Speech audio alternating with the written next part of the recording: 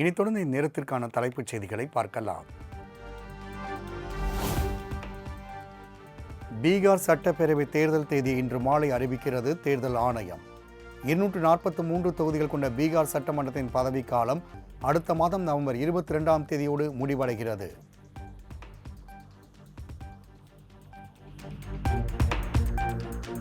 சென்னையில் ஆபரண தங்கத்தின் விலை சவரனுக்கு 880 ரூபாய் உயர்வு.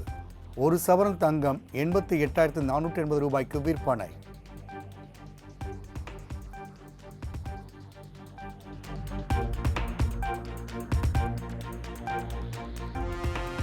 ஹிந்தி மொழியை ஏற்றுக்கொண்டால்தான் கல்வி நிதியை கொடுப்போம் என இருக்கும் ஆணவ திமிருக்கு எதிராக தமிழ்நாடு போராடும் என ஆளுநர் ஆர் என் ரவிக்கு முதலமைச்சர் பதிலடி. மக்களால் தேர்ந்தெடுக்கப்பட்ட அரசுகளை மக்களின் விருப்பத்திற்கு மாறாக நெருக்கும் ஜனநாயக விரோதிகளுக்கு எதிராக போராடும் என்றும் விலாசர்.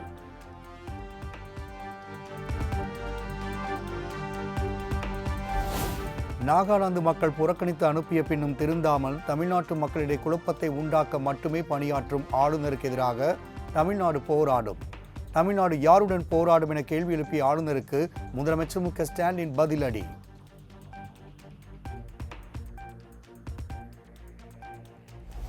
தமிழ்நாட்டிற்கு வரவேண்டிய தொழிற்சாலைகளை அடுத்த மாநிலத்திற்கு மிரட்டி அழைத்துச் செல்லும் சதிகாரர்களுக்கு எதிராக போராடும். தமிழ்நாடு யாருடன் போராடும் என்ற ஆளுநரின் கேள்விக்கு முதலமைச்சர் பதிலடி.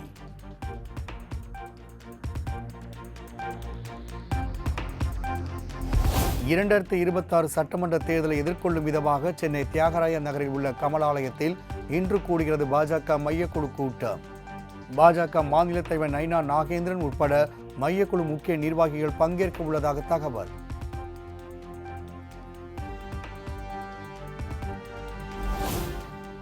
கரூர் சம்பவம் ஒரு விபத்து என்றோ எதிர்பாராமல் நடந்தது என்றோ கூற முடியாது. சரியாக திட்டமிட தவறியதாலும் அலுவலர்களின் கவனக்குறைவாலும் ஏற்பட்டது என நாளிதழ் செய்தியை சுட்டிக்காட்டி இபிஎஸ் விமர்சனம்.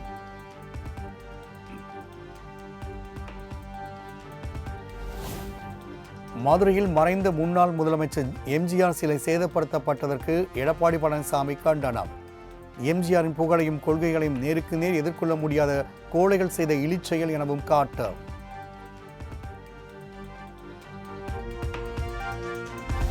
கரூர் கூட்ட நெரிசல் சம்பவம் தொடர்பாக பாஜக எம்பிக்கள் குழு அறிக்கை தாக்கல் செய்துள்ளதாக தகவல். கரூர் சம்பவத்திற்கு முறையாக திட்டமிடாத மாவட்ட நிர்வாகமும் அரசும் தான் காரணம் என குற்றச்சாட்டு.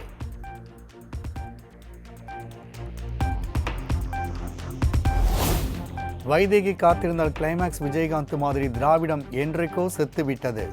நாம் தமிழ் கட்சியின் தலைமை ஒருங்கிணைப்பாளர் சீமான் விமர்சனம். திராவிடம் செத்து போச்சு, அது வைதேகி காத்திருந்தால் கிளைமாக்ஸ் மாதிரி அது செத்து போச்சது. ஆனா இதுதான் கதை. அவர் 2 ரீலுக்கு முன்னாடியே கொல்லப்பட்டாப்ல, செத்துருச்சு திராவிடம். இப்ப அருவாளை வச்சுக்கிட்டு அப்படியே நிக்குது. அப்படி நின்று மெதுவா ஒரு காத்து அடிக்கும்போது அப்படியே சத்துன்னு இப்ப சாத்தி வச்சிருக்காங்க. ஒரு நாள் சத்துன்னு முன்னாடி விழும்ப, நீ வேணா பாரு விழும்.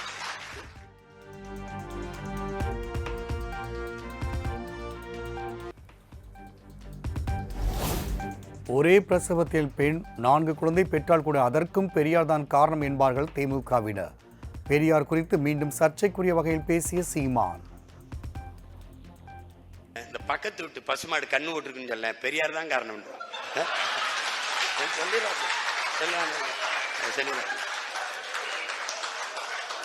அந்த அம்மாவுக்கு ஒரே பிரசவத்துல 4 குழந்தையாமுங்க, பெரியார் தான் எங்க ஐயா சொன்ன மாதிரி நம்மளமா அம்மனமா தெரிஞ்ச மாதிரி அவன் தான் நமக்கு கோமணம் கட்டி விட்டேங்க மாதிரி. ஏய்,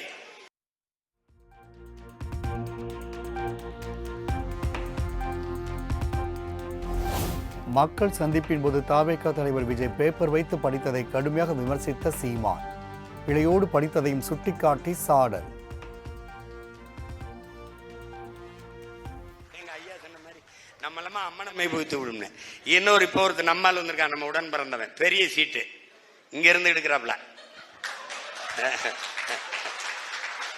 எடுத்து மண்ணரிப்பா மீனரிப்பா நீடாமங்கலமா பீடாமங்கலமா இளவு ஒரே குழப்பமா இருக்கு.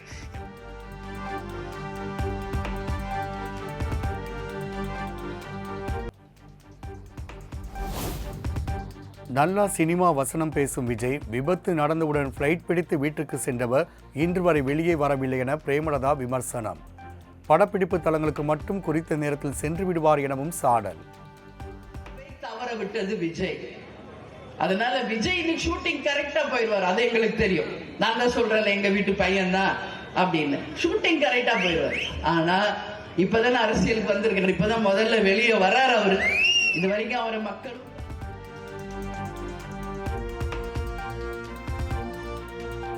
கரூர் சம்பவத்திற்கு தமிழக அரசும் விஜயும் தான் பொறுப்பேற்க வேண்டும் என பிரேமலதா விஜயகாந்த் வலியுறுத்தல். கேப்டன் விஜயகாந்தை அண்ணன் என கூறும் விஜய் அண்ணனை பார்த்து கற்றுக்கொள்ள வேண்டும் எனவும் அறிவுரை. அப்ப யார் பொறுப்பு? நிச்சயமாக விஜய் அவர்கள் போய் சந்திக்கணும். பாதிக்கப்பட்ட 41 குடும்பங்களையும் போய் சந்திக்கணும். ஏன் இன்னைக்கு எங்க அண்ணன் சொல்றீங்களே விஜய், அண்ணன் என்ன செஞ்சாரு முதல்ல கத்துக்கிட்டு பேசு விஜய், முதல்ல கத்துக்கிட்டு பேசு. வெறும் எங்க அண்ணா அண்ணா மட்டும் போதுமா தம்பி? சொல்லு தம்பி.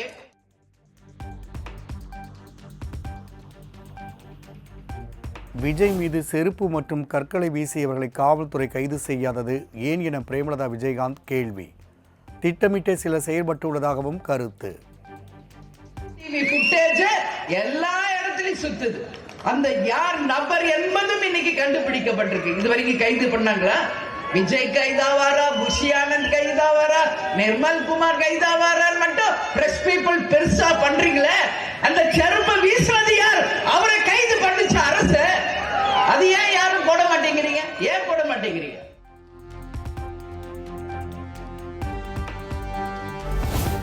தமிழக வெற்றி கழகம் ரசிகர் மன்றமாக செயல்பட்டுக் கொண்டிருக்கிறதே தவிர அரசியல் கட்சியாக மாறவில்லை. கரூர் துயர சம்பவத்திற்கு வருத்தம் தெரிவித்து காங்கிரஸ் எம்பி கார்த்தி சிதம்பரம் கருத்து. தெளிவா தெரிஞ்சுங்க, தயவாக டிவிகேக்கு ஆதரவு இருக்கின்றதுல எனக்கு எந்த சந்தேகமும் கிடையாது. ஆனா அவர்கள் இன்னும் ஒரு ரசிகர் மன்றமாக தான் நடந்து கொண்டிருக்கிறார்கள். அவர்கள் ஒரு முழுமையான அரசியல் கட்சியாக இன்னும் மாறவில்லை. அவர்களுக்கு வருகின்ற கூட்டம் ரசிகர்களாக வருகிறார்களே, ஒரு கட்சி தொண்டர்களாக வரவில்லை.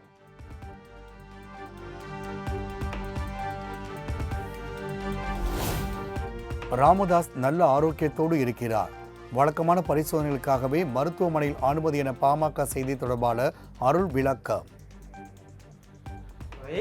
செய்து கொள்வது அவருடைய வாடிக்கை. அந்த அடிப்படையிலே இன்றைக்கு மருத்துவர் ஐயா அவர்கள் உடல் பரிசோதனைக்காக சென்றிருக்கிறார். நாளை மதியம் வீட்டுக்கு வந்துடுவார்.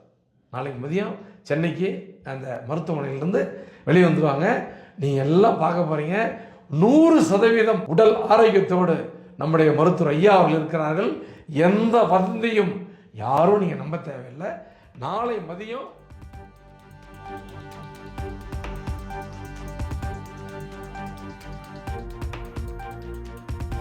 சென்னை அப்போலோ மருத்துவமனையில் அனுமதிக்கப்பட்டுள்ள ராமதாஸை சந்தித்து நலம் விசாரித்தார் அன்புமணி.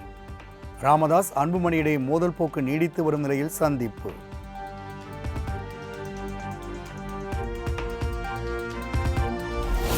பாமக நிறுவனர் ராமதாஸுக்கு ஆஞ்சியோகிராம் பரிசோதனை செய்யப்பட்டுள்ளது. ஐசியூவில் இருப்பதால் ராமதாஸை நேரில் பார்க்க முடியவில்லை என அன்புமணி விளக்கம். மெடிக்கல் செக்அப் இன்று காலை மருத்துவர் ஐயா அவர்களுக்கு கார்டியோ ஆஞ்சியோகிராம் செய்யப்பட்டது. அந்த ஆஞ்சியோகிராமிலே இரத்த குழாய்கள், இருதயத்துக்கு செல்கின்ற இரத்த குழாய்கள் நன்றாக இருக்கிறது. பயப்படுவதற்கு எதுவும் இல்லை. ஐயாவுக்கு எந்த பிரச்சனையும் இல்லை என்று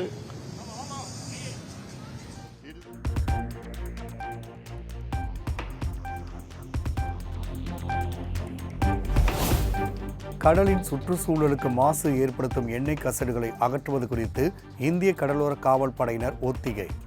10 நாட்டிக்கல் மைல் வரை சென்று எண்ணெய் கசடுகளை அகற்றும் பயிற்சியில் ஈடுபட்டனர்.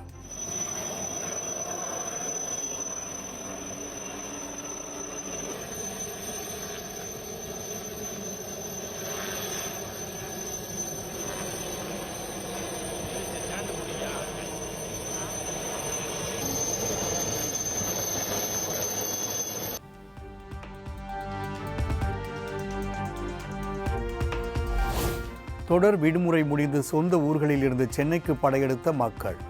செங்கல்பட்டு மாவட்டம் மதுராந்தகம் அடுத்த ஆத்தூர் சுங்கச்சாவடியில் கடும் போக்குவரத்து நெரிசல்.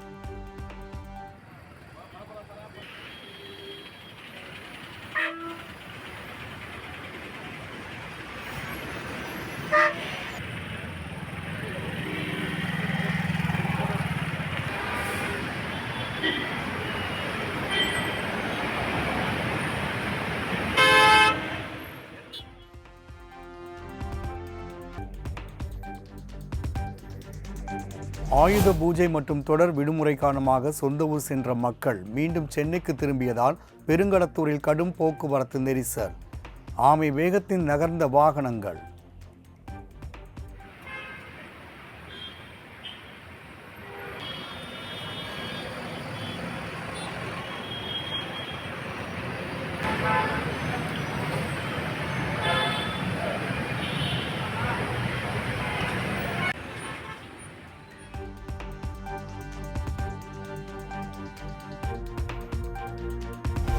தொடர் விடுமுறை முடிந்து சொந்த ஊர்களில் இருந்து சென்னை திரும்பிய பொதுமக்கள். தாம்பரம் ரயில் நிலையத்தில் அலைமோதிய பயணிகள் கூட்டம்.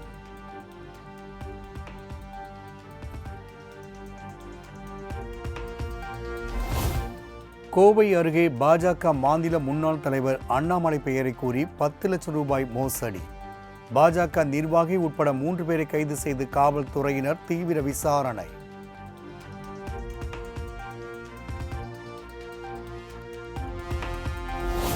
வாணியம்பாடி அரசு நகராட்சி மாதிரி மேல்நிலைப்பள்ளி நுழைவு வாயிலில் மாணவர்களோடு பெற்றோர் போராட்டம். பள்ளி வளாகத்தில் தேங்கி நிற்கும் மழை நீரை அகற்றக்கோரி வாக்குவாதம்.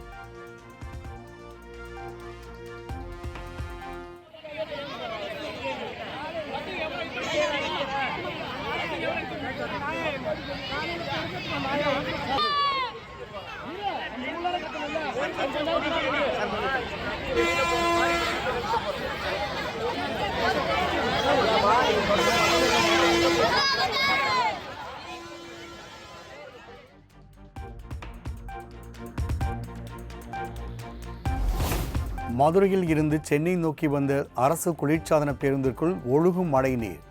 சுகாதாரமற்ற நிலையில் படுக்கைகள் இருப்பதாகவும் பயணி வீடியோ வெளியிட்டு குற்றச்சாட்டு. என்னன்னா உள்ள ஃபுல்லாக குப்பை, பெட்டில் அது ஸ்லீப்பர் அப்பர் பெர்த்தில் ஃபுல்லாக குப்பை, ஸ்மெல்லு தாங்க முடியல. ரொம்ப அன்ஹைஜீனிக்காக டஸ்டியாக இருக்குது, ஃபுல் பெட்டே டஸ்டியாக இருக்குது, ஃபுல்லாக குப்பை. ஒரு சாம்பிள் கூட காமிக்கிறேன். ஸோ இங்கே பாருங்கள் இப்படி இருக்குது ஃபுல்லாக. ஸோ இது வழியாக தான் தண்ணி வெளியே ஃபுல்லாக இது வழியாக மேலே வழியாக வருது. இங்கே பாருங்கள்.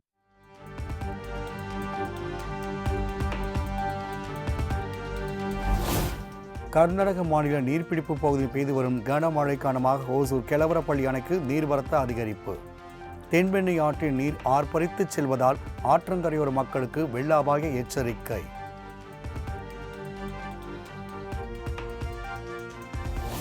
ஆந்திராவின் அம்மப்பள்ளி அணையில் இருந்து திறக்கப்பட்டுள்ள தண்ணீரால் தமிழக எல்லையில் தரைப்பாலத்தை மூழ்கடித்து செல்லும் வெள்ளம். பொதுமக்கள் அவ்வழியே செல்ல வேண்டாம் என அறிவுறுத்தல்.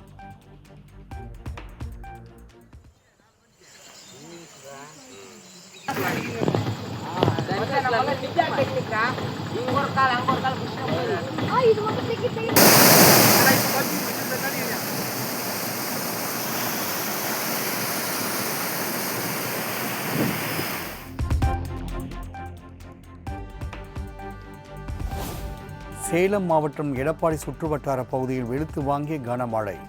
நெடுங்குளம் பூமணியூரில் சுமார் 50 ஏக்கர் பரப்பளவில் நடவு செய்யப்பட்டிருந்த விளை நிலங்களுக்குள் தண்ணீர் புகுந்து நெற்பயிர்கள் சேதம்.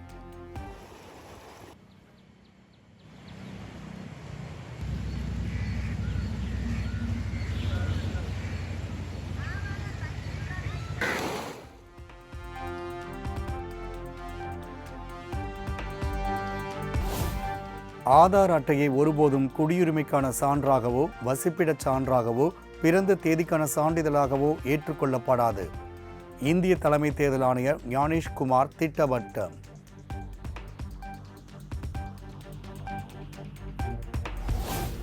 மத்திய பிரதேசத்தில் இருமல் மருந்து குடித்து பலியான குழந்தைகளின் எண்ணிக்கை 14ஆக உயர்வு.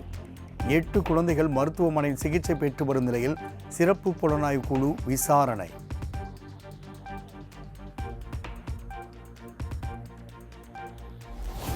14 குழந்தைகள் உயிரிழக்க காரணமானதாக கூறப்படும் கோல்ட்ரிப் இருமல் மருந்தை பரிந்துரைத்த டாக்டர் கைது. சுகாதாரத்துறை புகாரின் அடிப்படையில் மத்திய பிரதேச போலீசார் நடவடிக்கை.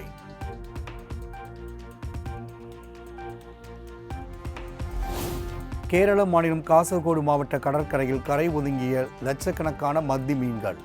துள்ளி குதித்த மீன்களை கூட்டம் கூட்டமாக கொண்டு அள்ளிச் சென்ற மக்கள்.